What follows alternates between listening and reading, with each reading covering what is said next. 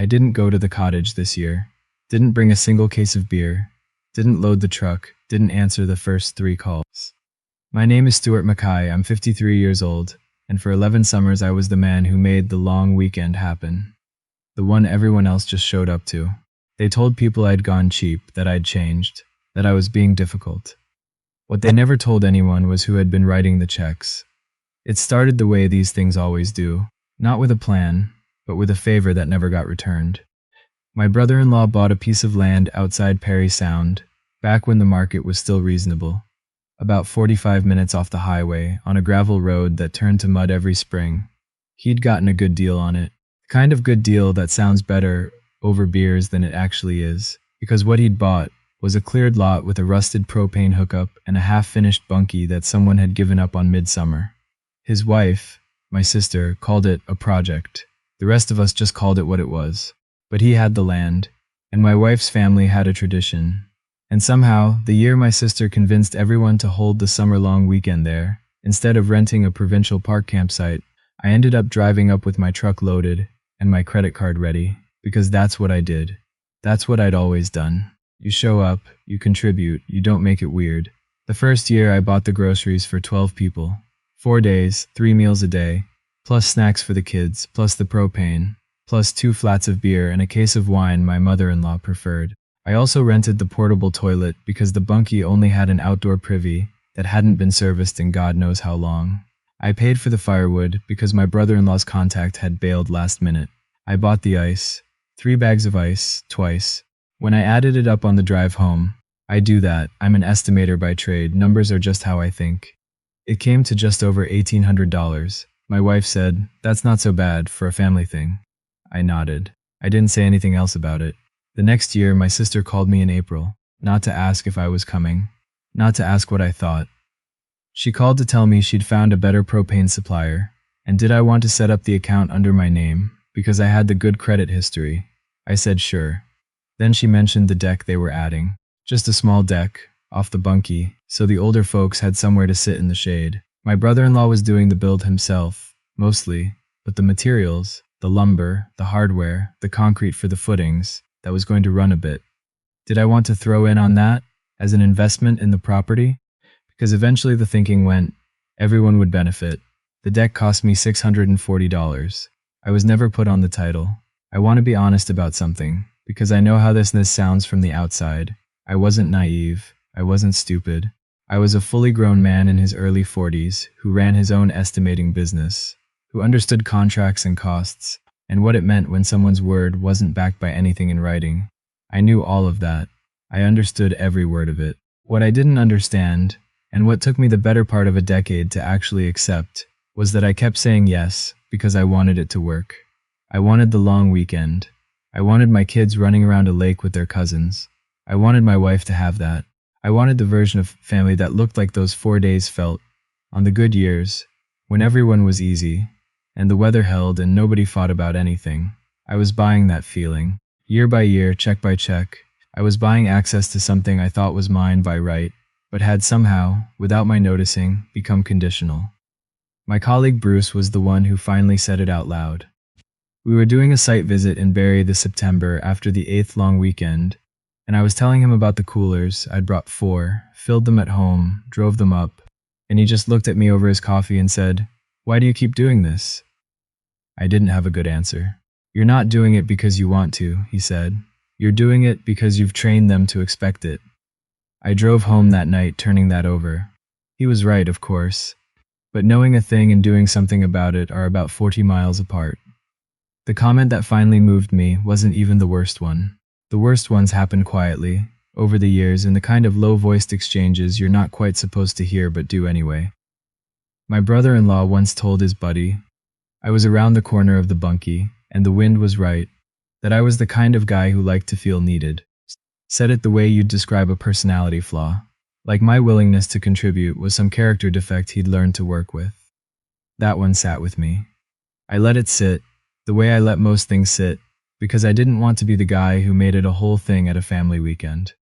But the comment that actually moved me was smaller. It was my sister, 2 summers ago, on the Saturday afternoon. We were sitting on the deck I'd helped pay for, and she was telling someone's girlfriend about the property, how she and her husband had built it up over the years, how it had taken real commitment to turn it into something the whole family could use, how they were proud of what they'd created. She talked for 10 minutes. My name didn't come up once.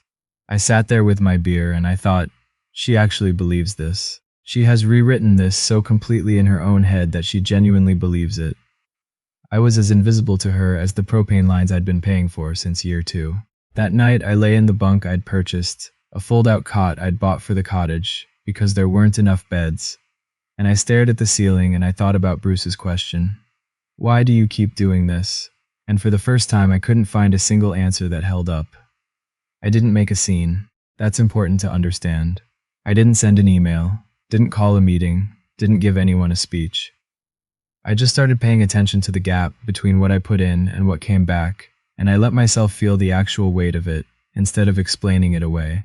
The groceries every year, averaging $2,200 once you included the specialty items my mother-in-law needed for her diet, the allergen-free options for 2 of the cousins, the extra cases of whatever my brother-in-law was drinking that summer. The propane account I was still technically the primary holder on. The boat rental the 1 year we'd splurged, which I'd covered entirely, because my brother-in-law said he'd get me back and didn't. The firewood every year. The ice every year. The tarp I'd bought that was now considered a permanent fixture of the property, the portable canopy, the extra air mattresses, the first aid kit I'd restocked 3 times, 11 years. I sat down in February, just me and a notebook, and I did what I do for a living. I estimated $51,000. Not counting my time, not counting the kilometers on my truck, not counting the 2 days I took off work every year to do the shopping and loading and driving while my brother-in-law's biggest contribution was texting me what brand of mustard to get. $51,000, spread over 11 summers, laundered through the idea of family and goodwill until it just looked like the natural order of things. I closed the notebook, I put it in my desk drawer, and I thought, this is the last time I do this alone. In March, I called my sister. I told her I wanted to talk about the long weekend before things got too far along in the planning. She was immediately warm, immediately familiar, which is its own kind of disarming.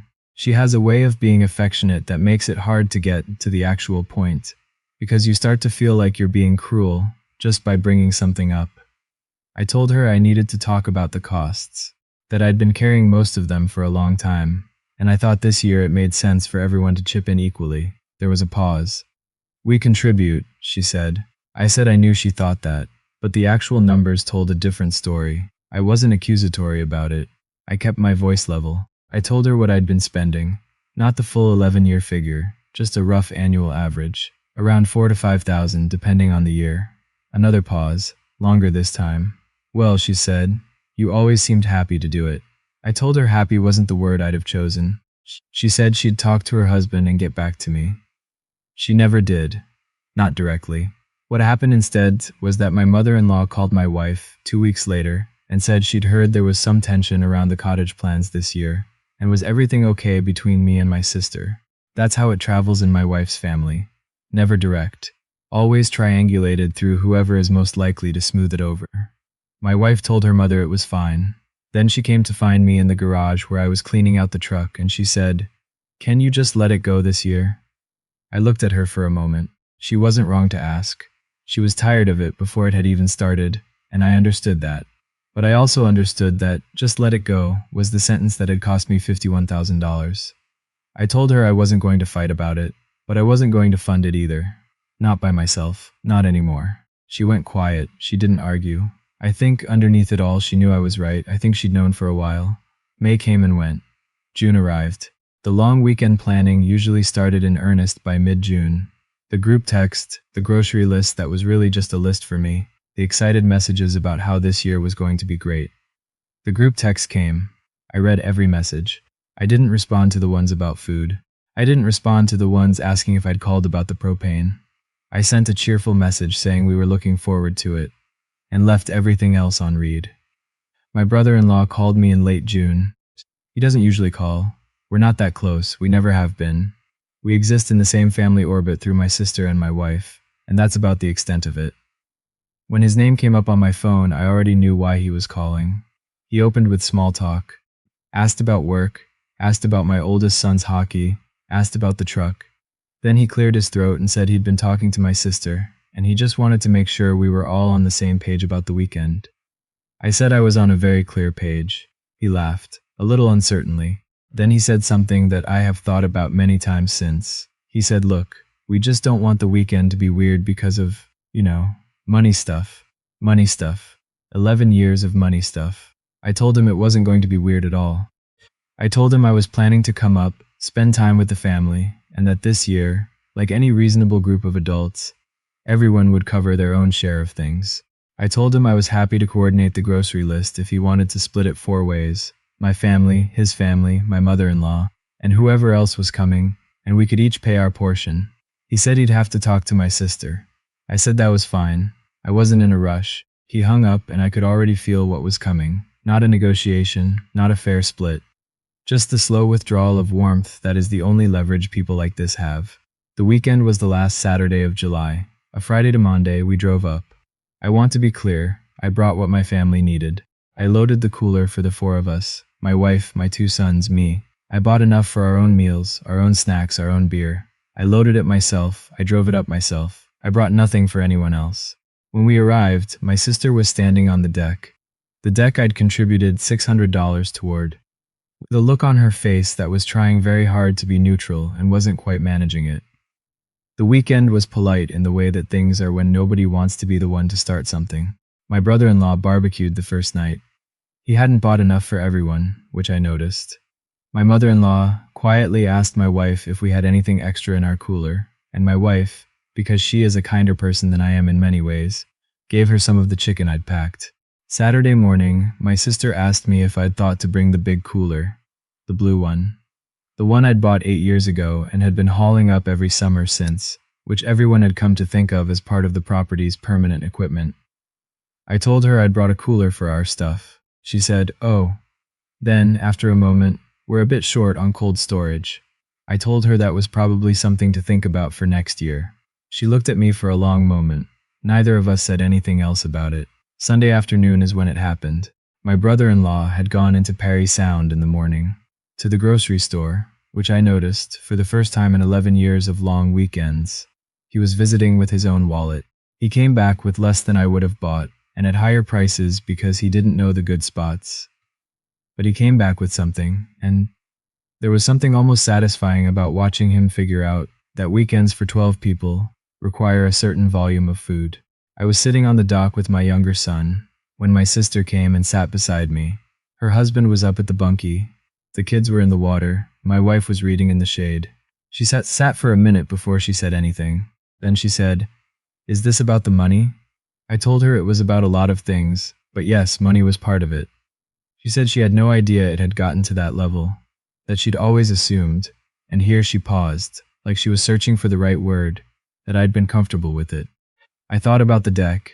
I thought about the propane account.